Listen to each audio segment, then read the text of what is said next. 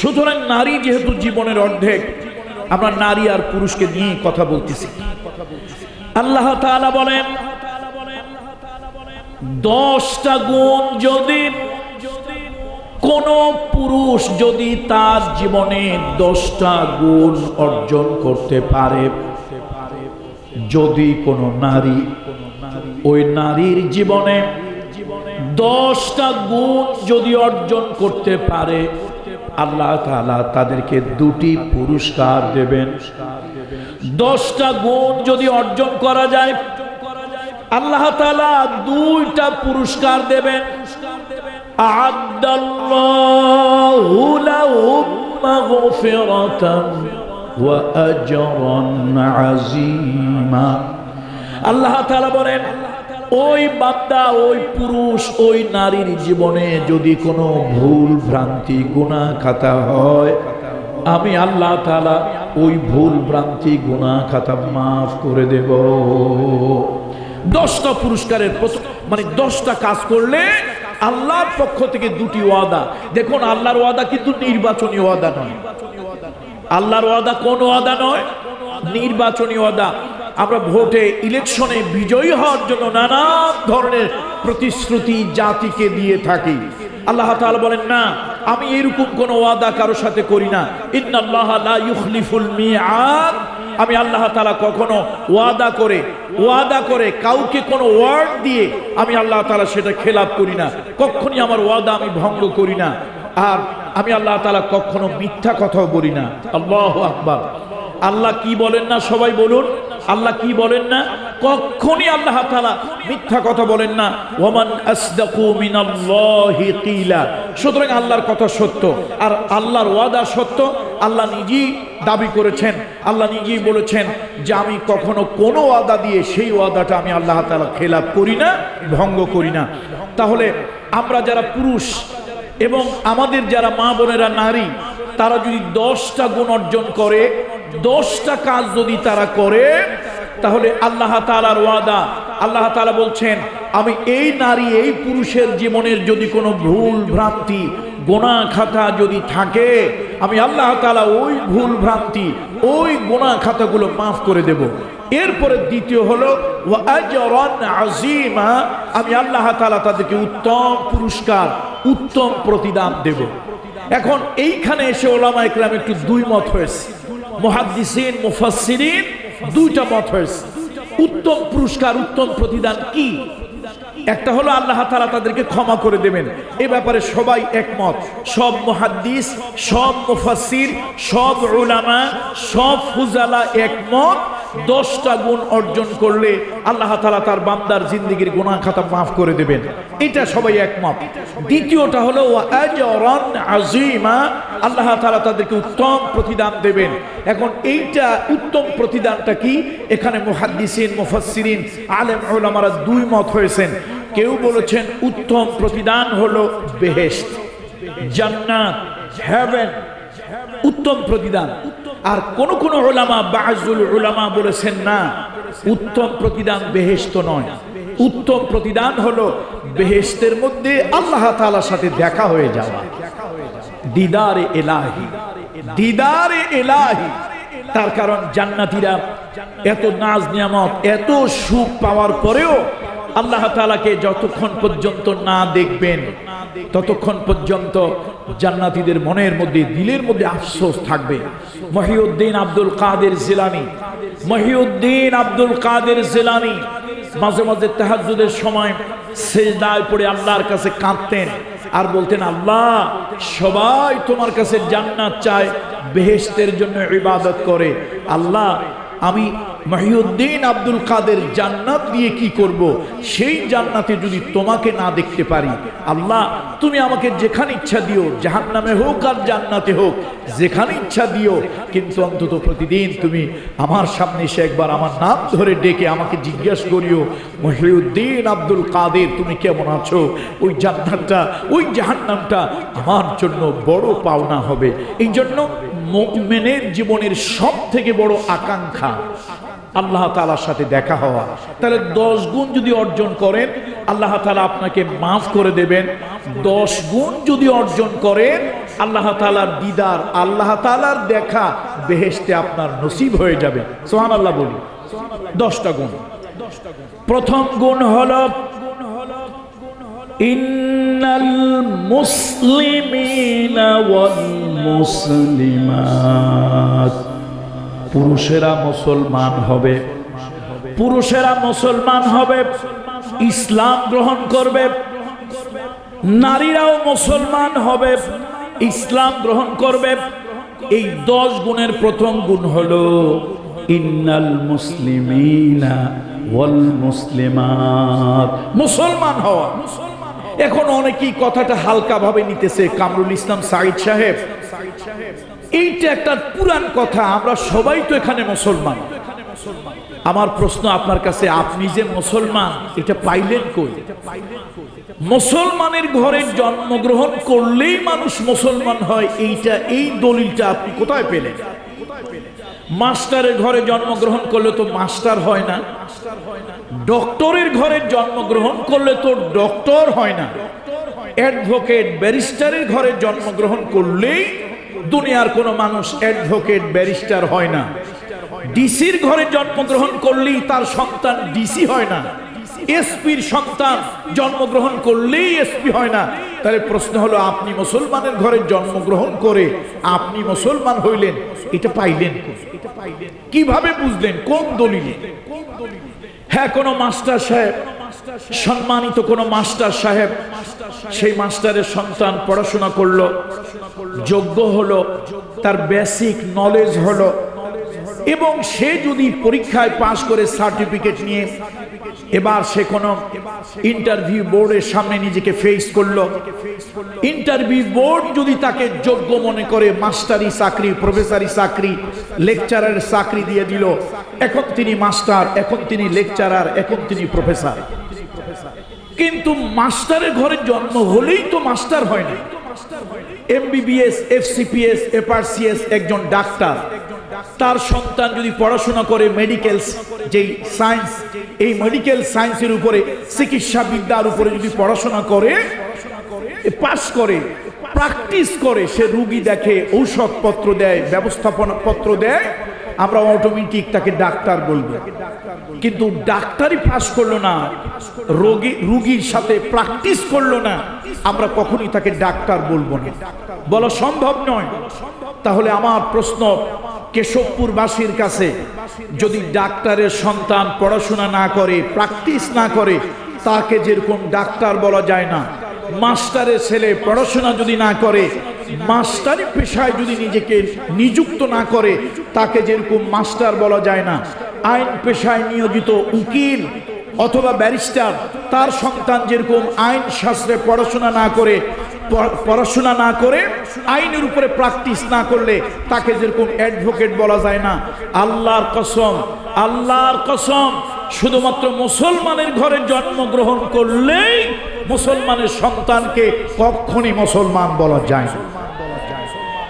মুসলমান, আল্লাহর পয়গম্বর হযরত নূহ আলাইহিস সালাম, উলুল আযম পয়গম্বর, এই কোরআনুল কারীমের ভিতরে যে কয়জন নবীর নাম আমরা জানি, সেই উলুল আযম পয়গম্বরদের একজন হলেন হযরত নূহ আলাইহিস সালাম। তার সন্তানের নাম হলো কিনআন। আল্লাহ তাআলা পয়গম্বর নূহর জাতির উপরে আল্লাহ তাআলা গজব দেবেন, জাতিকে বরবাদ করে দেবেন।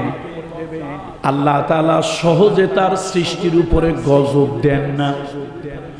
নবীদেরকে আল্লাহ ধৈর্য দিয়েছেন 950 বছর পর্যন্ত। নূহ আলাইহিস সালাম তার জাতিকে দাওয়াত দিলেন, দিনের বেলায় দাওয়াত দিলেন, রাতের বেলায় দাওয়াত দিলেন, প্রকাশ্যে দাওয়াত দিলেন, গোপনে দাওয়াত দিলেন। জাতি এত বড় ঘাট তেরা জাতি, জাতি এত বড় চরিত্রহীন, যতই দাওয়াত দেয় আল্লাহর পয়গম্বর নূহ আলাইহিস সালামের দাওয়াত ওই জাতি গ্রহণ করলো না। গ্রহণ তো করলোই না, উল্টা আল্লাহর নবীর উপরে অত্যাচার করলো, নির্যাতন করলো। ও আমার যশোরের মানুষ, ও আমার কেশবপুরবাসী, এই দুনিয়ার ইতিহাস হলো হকের পক্ষে যারা দাওয়াত দিয়েছেন, সত্যের পক্ষে যারা দাওয়াত দিয়েছেন, ইমানের যারা দাওয়াত দিয়েছেন, আল্লাহর আইনের গোলামীর যারা দাওয়াত দিয়েছেন, এই জাতি তাদের উপরে অত্যাচার নির্যাতন করেছে। জেল হয়েছে, নাগরিকত্ব ক্যান্সেল হয়েছে, জুলম হয়েছে। মহানবী মুহাম্মদ রাসূলুল্লাহর মতো মহামানব 36 মাসের উপরে তাকে অবরুদ্ধ জেলখানা ভোগ করতে হয়েছে। ইমাম আবু হানিফা রাহমাতুল্লাহ আলাইহি তিনি খলিফা মনসুরের মতো একটা ডিক্টেটর স্বৈরাচারী শাসকের সহযোগিতা না করার কারণে, তার প্রধান বিচারপতি না হওয়ার কারণে জেলের মধ্যে উম্মতে মুহাম্মাদীর শ্রেষ্ঠ সন্তান, যার মতো তাবেঈ পর্যায়ের একজন মানুষ পৃথিবীতে আর কোনোদিন আসবে না, সেই মানুষটাকে জেলের মধ্যে বন্দী করে তাকে নির্যাতন করা হয়েছে, পিঠে চাবুকের কষাঘাত দেওয়া হয়েছে, এবং কি অল্প অল্প করে বিষ প্রয়োগ করে জেলখানা থেকে তাকে মেরে তার লাশ জেলখানা থেকে বের করা হয়েছে। ইমাম বুখারী কথায় কথায় আমরা বুখারী শরীফের ফতোয়া দেই, কথায় কথায় বুখারী শরীফের দোহাই দেই। ইমাম বুখারী সত্যের পক্ষে থাকার কারণে এই জালিম মানুষগুলোর কাছে এতটা মানসিক নির্যাতনের শিকার হলেন, তিনি আল্লাহ তাআলার কাছে ফরিয়াদ করলেন, বার ইলাহি, মৃত্যু কামনা করা জায়েজ নয়, কিন্তু আল্লাহ আমার কাছে মনে হচ্ছে আমার জন্য পৃথিবীটা সংকীর্ণ হয়ে গিয়েছে। আল্লাহ, এই পৃথিবীর উপরের পিঠ থেকে নিচের পিঠ আমার জন্য ভালো। ও মালিক, তুমি যদি চাও তাহলে কবরের আমাকে ডেকে নাও। এর কয়েকদিন পরে তার মৃত্যু হলো এবং 40 দিন পর্যন্ত তার মৃত্যুর পরে নানান ধরনের আলামত জাতি লক্ষ্য করল। বলতেছিলাম, সত্যের পক্ষে দাওয়াত দিলেই জাতির কিছু লোকেরা অত্যাচার করে, নির্যাতন করে, চরিত্র হনন করে, নানান ধরনের বাজে মন্তব্য করে। নূহ আলাইহিস সালামের উপরে যখন নির্যাতনের পাহাড় ভেঙে দেওয়া হলো, আল্লাহ নবীরা হলেন ধৈর্যশীল, কোনো অবস্থাতেই নবীরা ধৈর্য হারা হন না। হযরত নূহ আলাইহিস সালাম যখন চরম পর্যায়ে চলে গেল, অধৈর্য হয়ে তিনি আল্লাহর কাছে একটু বরদোয়া করলেন, রব্বি লা তাদার আলাল আরদি মিনাল কাফিরিনা দাইয়ারা। আয় আল্লাহ, এই জাতি যদি আমার উপর অত্যাচার করে, আর এই জাতি যদি কালেমা না গ্রহণ করে, ইসলাম গ্রহণ না করে, তুমি আল্লাহর উপর ঈমান না আনে, তোমার দ্বীন অনুযায়ী না চলে, আল্লাহ এই জাতিকে তুমি গজব দাও। আল্লাহ তাআলা মঞ্জুর করলেন এই দোয়া, গজবের সিদ্ধান্ত হলো। এবার আল্লাহ তাআলা বললেন নূহ আলাইহিস সালামকে বিরাট বড় একটা সফিনা তৈরি করার জন্য, জাহাজ তৈরি করার জন্য। সেই বিশাল বড় একটা জাহাজ নূহ আলাইহিস সালাম তৈরি করলেন। এবার আল্লাহ তাআলা বললেন, নূহ, আমি আল্লাহ তাআলা পানির গজব দিয়ে জাতিকে শেষ করে দেব। সব ধরনের, সব প্রকারের এক এক জোড়া প্রাণী এই জাহাজের মধ্যে তুমি উঠাও, এবং যে কয়জন লোক ঈমান এনেছে, কোন কোন তাফসীরে এসেছে 40 জন পুরুষ 40 জন নারী, কোন কোন ঐতিহাসিকেরা বলেছেন 80 জন পুরুষ 80 জন নারী, মাত্র এই 160 জন তারা দ্বীন গ্রহণ করেছিল, আল্লাহর বিধান গ্রহণ করেছিল, আল্লাহর ইসলাম গ্রহণ করেছিল, আল্লাহর আইন ও কানুন মেনে নিয়েছিল। মাত্র 160 জন। নবী তাদের সকলকে জাহাজে উঠতে বললেন, কিন্তু লক্ষ্য করে দেখলেন তার নিজের সন্তান কেনান ওই জাহাজে ওঠেন নাই। তোদেরকে বলতেছি, পৃথিবীতে একটা কথা লিখে রাখবেন, বাবা মা সন্তানকে যতটুকু ভালোবাসে, সন্তান কোনোদিন বাবা মাকে এতটুকু ভালোবাসতে পারে না। আমরাও বাবা মা হব বা হয়েছি অনেকে, আমাদের বাবা মা আমাদেরকে যতটুকু ভালোবেসেছেন, আমরা বাবা মা হয়ে আমাদের সন্তানকে যতটুকু ভালোবাসি, পৃথিবীর কোন সন্তান বাবা মার মতো হক আদায় করে সন্তান বাবা মাকে ভালোবাসতে পারবে না, সম্ভব না। হযরত নূহ আলাইহিস সালাম সন্তানের জন্য দিলের মধ্যে মায়া লাগলো। তিনি লক্ষ্য করলেন তার এই সফিনার ভিতরে, এই জাহাজের ভিতরে তার সন্তান কেনান নাই। যুবক বন্ধুরা খুব লক্ষ্য করে শুনি, তার যুবক ছেলে কেনান নাই। সন্তানের মায়া পিতার দিলের মধ্যে, তিনি এই সন্তানকে খোঁজার জন্য বের হয়ে গেলেন। মা বোনরা যারা আছেন, আমার মায়েদেরকে বলি, বোনেদেরকে বলি, নূহ আলাইহিস সালামের স্ত্রী, তাকেও জাহাজে খুঁজে পাওয়া যাচ্ছে না। এই বিশাল বড় জাহাজের মধ্যে সব প্রকারের প্রাণী এক এক জোড়া উঠানো হয়েছে, না হলে পৃথিবী থেকে এগুলি বিলুপ্ত হয়ে যাবে। যেমন আমরা জানি পৃথিবীতে 3টা প্রাণী বড়, নীলতিমি, তারপরে হলো হাতি, আর একটা হলো ডাইনোসর। পৃথিবীর সভ্যতা থেকে ডাইনোসর হারিয়ে গিয়েছে। নীলতিমি এখনো পৃথিবীর কোন কোন সমুদ্রে আছে, হাতি এখনো পৃথিবীতে আছে। পৃথিবীর অনেক প্রকারের প্রজাতি পৃথিবী থেকে হারিয়ে গিয়েছে। নূহ আলাইহিস সালাম সবকিছু নিয়ে ব্যস্ত, নিজের স্ত্রীকে খুঁজে পাচ্ছেন না। এই উপমহাদেশের একজন বিদগ্ধ আলেম মুফতি শফি রাহিমাহুল্লাহু তাআলা, ওনার একটা জগৎ বিখ্যাত তাফসীর নাম হলো মারিফুল কোরআন। এই তাফসীরের ভিতরে মুফতি শফি রাহিমাহুল্লাহু তাআলা লিখেছেন, নূহ আলাইহিস সালামের স্ত্রী এই মহিলার নাম ছিল ওয়ালেগা।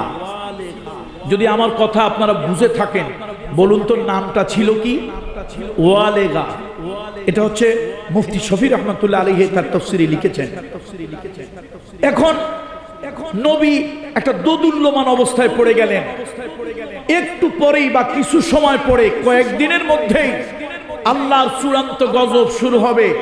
সেই গজবে সব কিছু অ্যাবুলুস হয়ে যাবে, সব ধ্বংস হয়ে যাবে, সব কিছু ডিস্ট্রয় হয়ে যাবে। আর সেই সময় নবী তার নিজের সন্তানকে পাচ্ছেন না, নিজের স্ত্রীকে পাচ্ছেন না। বলেন তো কেমন লাগে? এবার তিনি বিবির খোঁজার জন্য বের হয়ে গেলেন, গ্রামে গঞ্জে রাস্তাঘাটে খুঁজতে লাগলেন। এসে দেখলেন যারা নবী বিরোধী, আল্লাহ বিরোধী, দিন বিরোধী, ধর্ম বিদ্বেষী, এই মানুষগুলোর সাথে তার স্ত্রী। তিনি তাড়াতাড়ি বিবিকে বললেন, বিবি খুব দ্রুত জাহাজে চলো, সফিনায় চলো, নৌকায় চলো। বিবি বলল, না, আমি তো ওখানে যাব না। এমন সময় 12 জন লোক আসলো নূহ আলাইহিস সালামের কাছে, এসে বলল, পয়গম্বর আপনি তাড়াতাড়ি এখান থেকে সরে যান। আমরা মানুষের সুরত ধরে আসছি, তবে আমরা মানুষ নই, আমরা আল্লাহর ফেরেশতা, বিভিন্ন ডিপার্টমেন্টের হেড। আমরা এসেছি এই জনপদে গজব দেওয়ার জন্য, এবং প্রথম গজব আপনার স্ত্রীর উপরে পড়বে। নাউজুবিল্লাহ বলবেন না? প্রথম গজব আপনার স্ত্রীর উপরে পড়বে। নবী যত তাড়াতাড়ি সম্ভব এলাকা ছেড়ে আপনি চলে যান। আল্লাহর পয়গম্বর নূহ আলাইহিস সালাম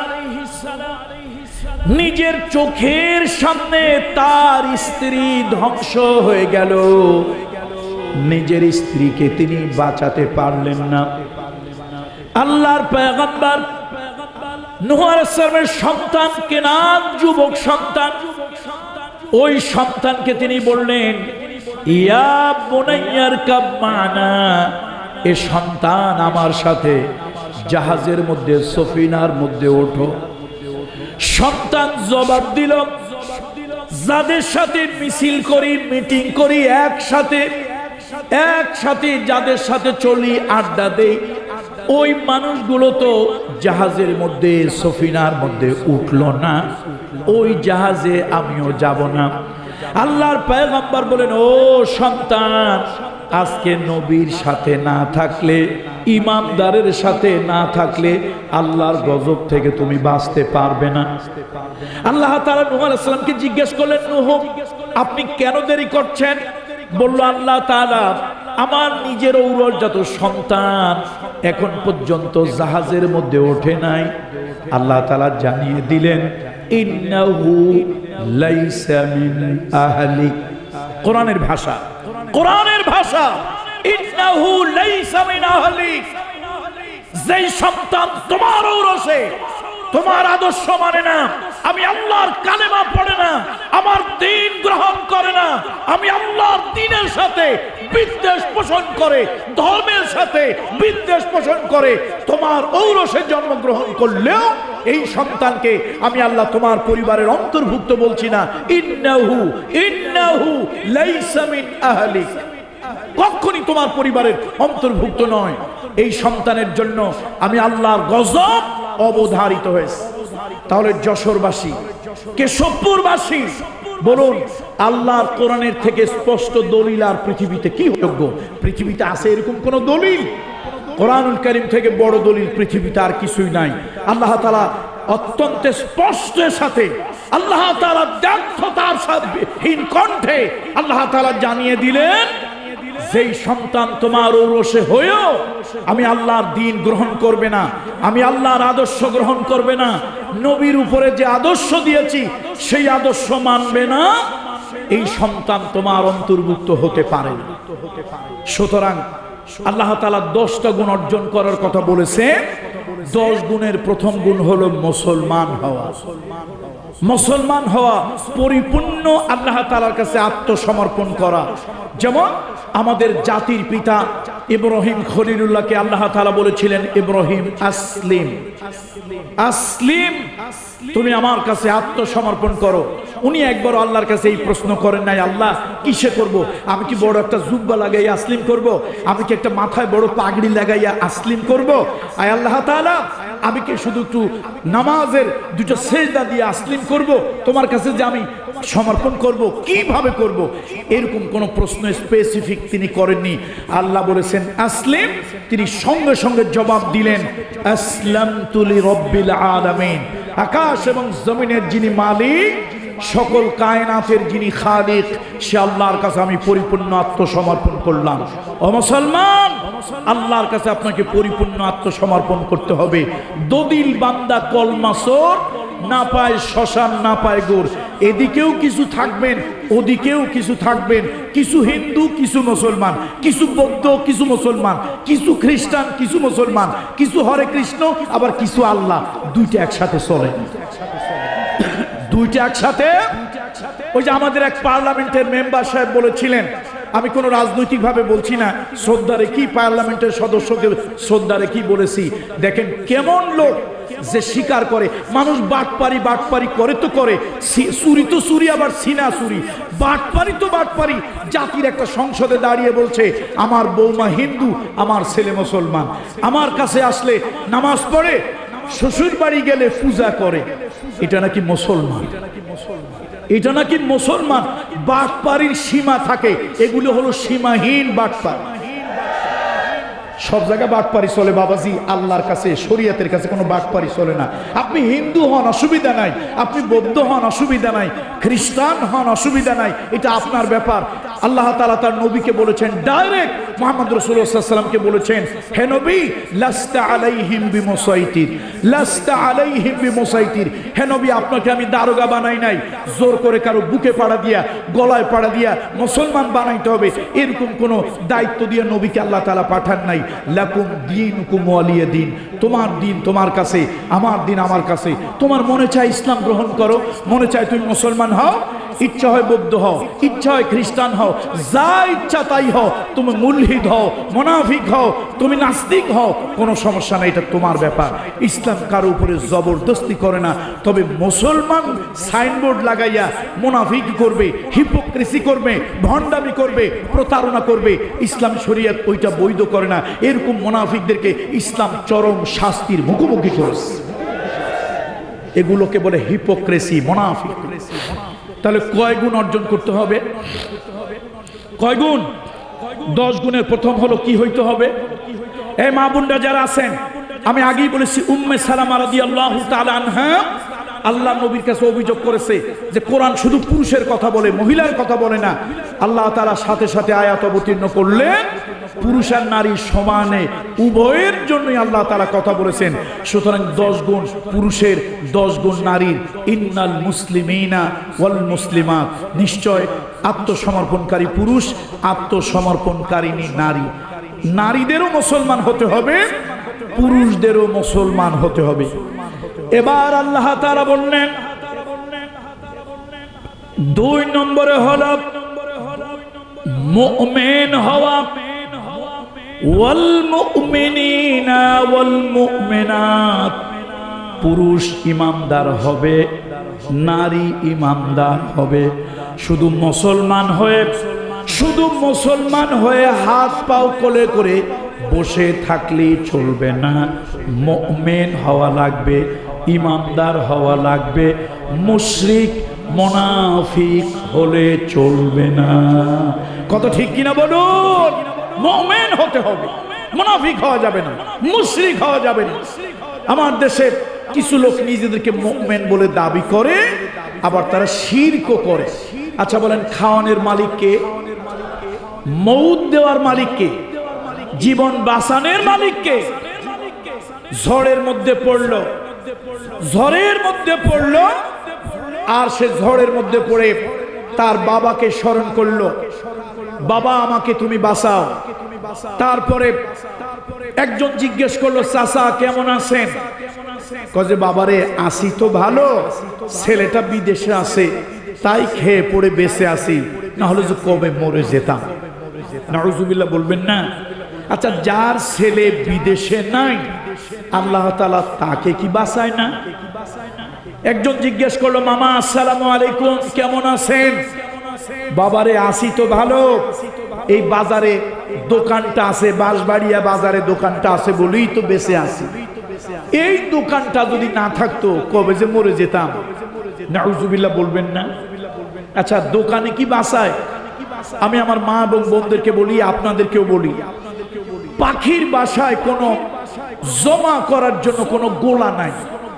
পাখির বাসায় এই দুনিয়ার যত পশু পাখি সারা রাত বাসার মধ্যে থাকে, সকাল বেলায় খালি পেটে বের হয়ে যায়। আল্লাহ তাআলা তার রিজকের মালিক। ওয়ামা মিন দাব্বাতিন ফিল আরদি ইল্লা আলাল্লাহি রিজকুহা। সকাল বেলায় যত পশু পাখি আছে সকাল বেলায় বাসা থেকে বের হয়ে যায়, সারাদিন আল্লাহ তাআলা তাকে খাওয়ায়, পেট ভরাইয়া সন্ধ্যা বেলায় আবার তার বাসায় ফিরাইয়া দেয়। একটা পশু পাখি, সামান্য একটা পাখিকেও আল্লাহ তাআলা খাওয়ায়, আর তুমি বলো তোমার দোকান তোমাকে খাওয়ায়। তুমি দাবি করতেছো মুমিন, আসলে তুমি একটা মুশরিক। তুমি আল্লাহর সাথে দোকানকে শিরক করতেছো। তোমার ছেলে নাই, তুমি কবরের কাছে, মাজারের কাছে গিয়ে বলতেছো, বাবা একটা ছেলে দাও। যশোরের মহিলারা কেমন আমি জানি না, যশোরের মহিলারা কিরকম আমি জানি না, তবে আমাদের এলাকার মহিলারা ভয়ঙ্কর। জটলা আর চটলা পীর দেখলে তারা অস্থির হয়ে যায়। যদি কোনো পীরের জট থাকে আর গায়ে সালার চট থাকে, মহিলারা মনে মনে ভাবে নিশ্চয় ভিতরে কিছু আছে। তারা মনে করে জটের মধ্যেই নাকি সব বুজুর্গি। আচ্ছা, আমার প্রশ্ন হলো, জট যদি বুজুর্গ হয় তো মুহাম্মদ রাসূলুল্লাহ থেকে বড় বুজুর্গ পৃথিবীতে কেউ আছে? পৃথিবীতে কেউ ছিল? তো নবীজির মাথায় কয়টা জট ছিল বলেন তো? ছিল? জবাব দেন। আচ্ছা, নবীর পরে দুনিয়ার শ্রেষ্ঠ মানুষকে? আবু বকর সিদ্দিক রাদিয়াল্লাহু তাআলা আনহু। আবু বকর সিদ্দিক রাদিয়াল্লাহু তাআলা আনহু মাথার মধ্যে কোনো জট ছিল? ছিল না। তাহলে আমি আজকের মা বোনেরা যারা এসেছেন, আমি মায়েদেরকে বলবো, বোনেদেরকে বলবো, মা কোনো জটওয়ালা পীর, কোনো চটওয়ালা পীর, তার কাছে আপনার ভাগ্য পরিবর্তনের কথা বলবেন না। দুনিয়ার যত বড় পীরের মাজার হোক, সন্তান না থাকলে কোনো পীরের মাজারে গিয়ে সন্তান চাইবেন না। এটা ঈমানের পরিপন্থী, এর নাম শিরক। এটা কিসের পরিপন্থী বলেন সবাই? কিসের পরিপন্থী? ঈমানের পরিপন্থী। বলেন এই কাজটা কিসের পরিপন্থী? ঈমানের পরিপন্থী। ঈমানের দাবি হলো কার কাছে চাইবো? ইব্রাহিম খলিলুল্লাহর সন্তান হয় না, ইব্রাহিম খলিলুল্লাহর সন্তান হয় না। দুটো বিবাহ করেছেন। প্রথম বিবি হলো বিবি সায়রা, বিবি সারা, দ্বিতীয় হলো বিবি হাজেরা।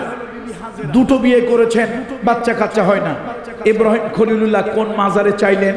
কোন পীরের কাছে চাইলেন? কোন তাবিজ পড়লেন? কোন কবিরাজের কাছে গেলেন? কোন ওঝাকে দিয়া ঝাড়ফুঁক করালেন?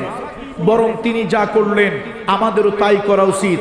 তিনি আরশের মালিকের কাছে বললেন, রব্বি হাবলি মিনাস সলিহিন, রব্বি হাবলি মিনাস সলিহিন।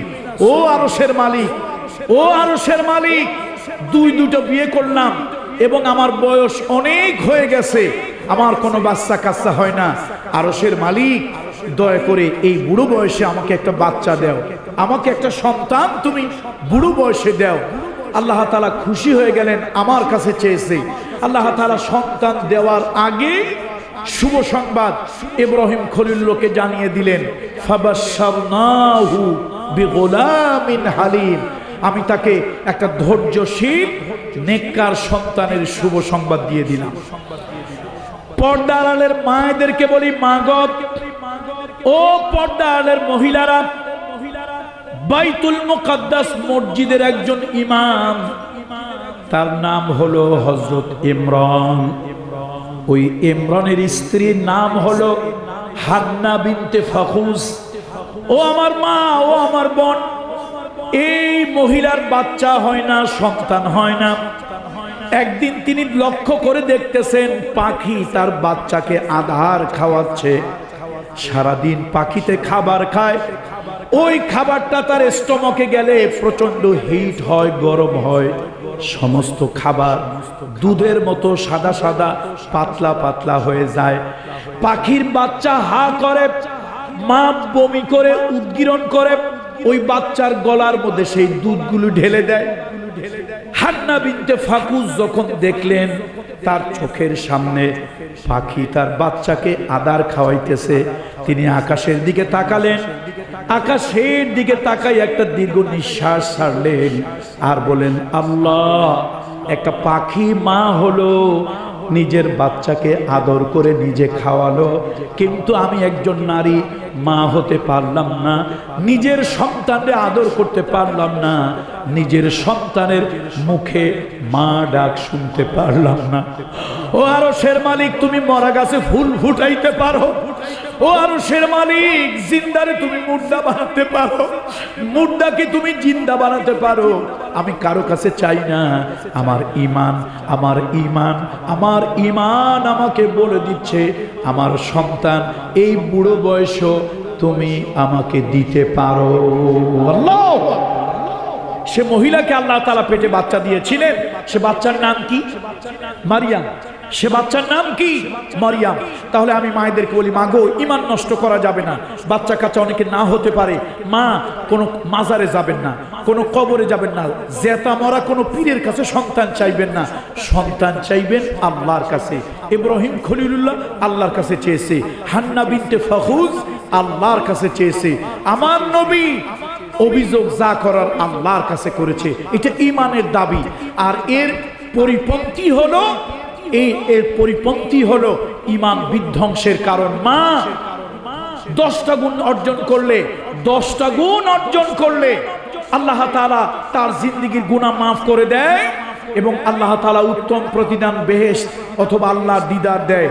প্রথম গুণ হলো মুসলমান হওয়া, দ্বিতীয় গুণ হলো মুমিন মুমিনা হওয়া।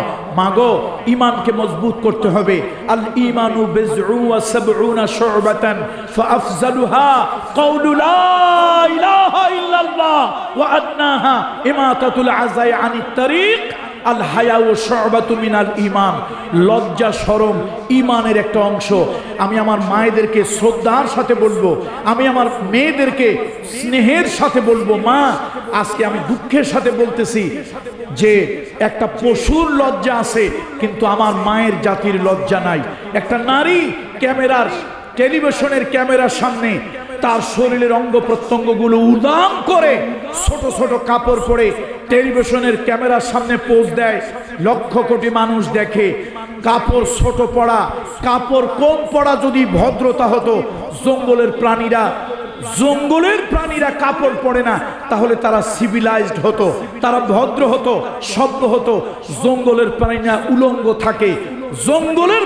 উলঙ্গ থাকে, তাহলে বোঝা গেল উলঙ্গ থাকা, ছোট কাপড় পরা কখনই ভদ্রতা হতে পারে না। ওমা, আমি বলি না, রহমতের নবী বলেছে ঈমানের গুরুত্বপূর্ণ একটা অঙ্গের নাম হলো হায়া, লজ্জা শরম। মা, যার লজ্জা নাই তার ঈমান নাই, যার শরম নাই তার ঈমান নাই। মাগো, আল্লাহ তাআলা আপনাকে আকর্ষণীয় করেছেন, আল্লাহ তাআলা আপনাকে আকর্ষণীয় করেছেন, আল্লাহ তাআলা আপনার প্রত্যেকটা অঙ্গ প্রত্যঙ্গ আকর্ষণীয় আল্লাহ তাআলা করেছেন। মা, আপনি আপনাকে অন্য পুরুষ থেকে নিজেকে সেফ রাখবেন। হযরত মুসা আলাইহিস সালাম ফেরাউনের তাড়া খেয়ে, ফেরাউনের লোকজনের তাড়া খেয়ে নিজের দেশ ছেড়ে চলে গেলেন মাদায়েন। শোয়েব আলাইহিস সালামের এলাকায় গেলেন।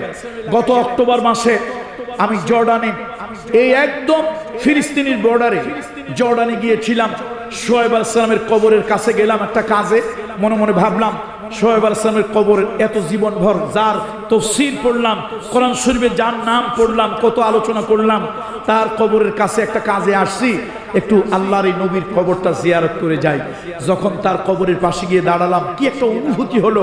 এই সেই পয়গম্বর যিনি সৌভাগ্যবান, মুসা আলাইহিস সালামকে তার চোখ দিয়ে তিনি চিনতে পেরেছিলেন। শোয়েব আলাইহিস সালামের দৃষ্টি মুসা আলাইহিস সালামকে চিনতে সাহায্য করেছিল। ফেরাউনের লোকজনের তাড়া খেয়ে মুসা আলাইহিস সালাম ওই এলাকা ছেড়ে অন্য দেশে চলে গেছে।